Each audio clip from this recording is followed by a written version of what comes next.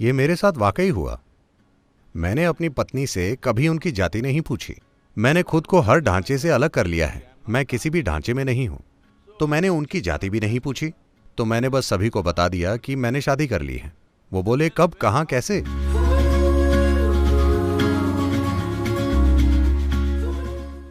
हमें लगता है कि आजकल माता पिता कई पहलुओं में अपने बच्चों के लिए खुले विचार रखते हैं।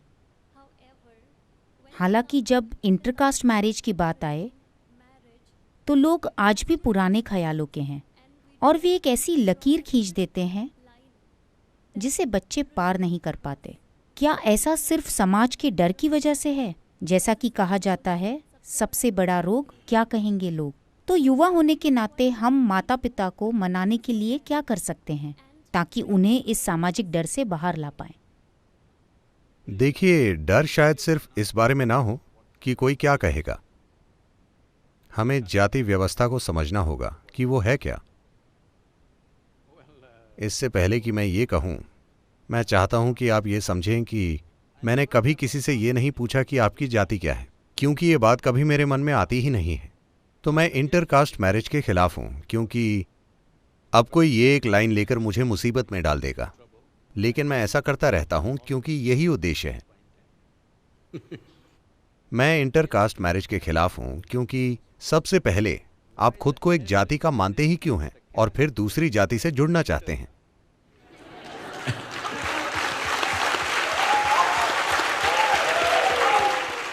जब मैं युवा था, अगर मुझे किसी से शादी करनी है तो मुझे जाति की परवाह ही नहीं थी। मैंने कभी नहीं पूछा। ये मेरे साथ वाकई हुआ।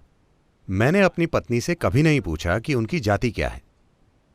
मैं बस एक दिन घर आया और पिताजी से बोला, मैं इस लड़की से शादी कर रहा हूं। वे बोले, वो कौन है? मैंने उनका नाम बताया। मुझे सिर्फ उनका पेट नेम पता था, उनका पूरा नाम भी नहीं पता था, क्योंकि मैं उन्हें वही बुलाता था। फिर उन्होंने पूछा, उसके पिता कौन है? मैंने कहा, मुझे नहीं पता। वे बोले, क्या तुम्हें पिता का नाम नहीं पता और तुम उससे शादी कर लोगे? मैंने कहा, मैं बस इस लड़की से शादी करना चाहता हूं।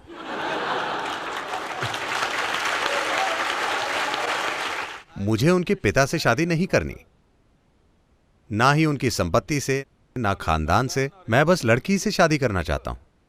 वो किस जाति की है? मैंने कहा, मुझे नहीं पता। क्या तुम उनकी जाति भी नहीं जानते? मैंने कहा, मुझे नहीं पता, क्योंकि जो लोगों ने मुझे बताया है उसके अलावा मुझे खुद अपनी जाति कहीं महसूस नहीं होती।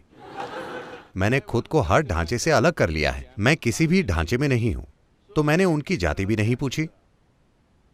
तो मैंने बस अपनी पत्नी से कह दिया कि तुम मेरी पत्नी हो, बस।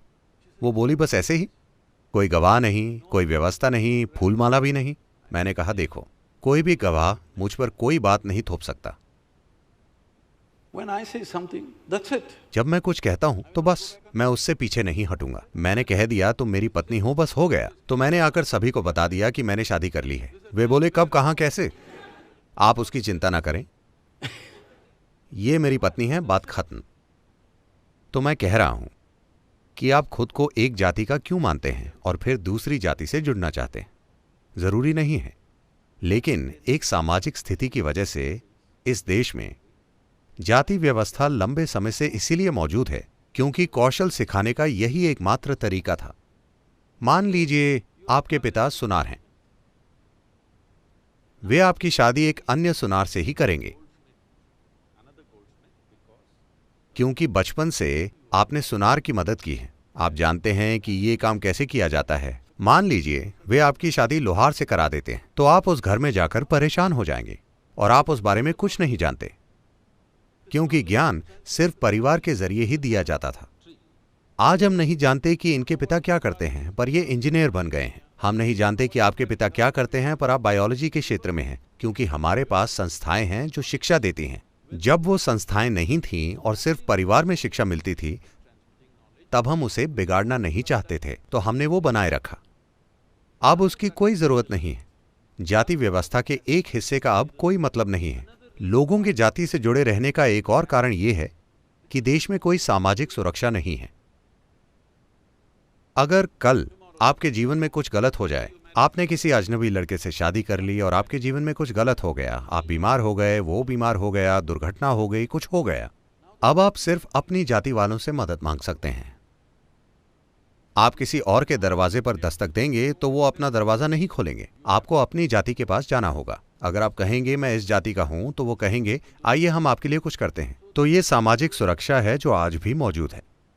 शहरी इलाकों में शायद इससे फर्क नहीं पड़े क्योंकि आपके पास इंश्योरेंस वगैरह है, लेकिन गांव में अगर आप अपनी जाति से पूरी तरह से अलग हो जाएं तो आप बिल्कुल खुद पर निर्भर होंगे। अगर कुछ गलत हो तो कोई आपकी मदद नहीं करेगा। तो ये सामाजिक सुरक्षा का सिस्टम है। इसकी चिंता मत कीजिए कि इंटरकास्ट मैरिज से जाति खत्म हो जाएंगी। अगर आप एक उचित सार्वजनिक सामाजिक सुरक्षा सिस्टम बनाएं तो जातियां स्वाभाविक रूप से गायब हो जाएंगी। किसी को उन्हें मिटाना नहीं पड़ेगा, वो बस गायब हो जाएंगी।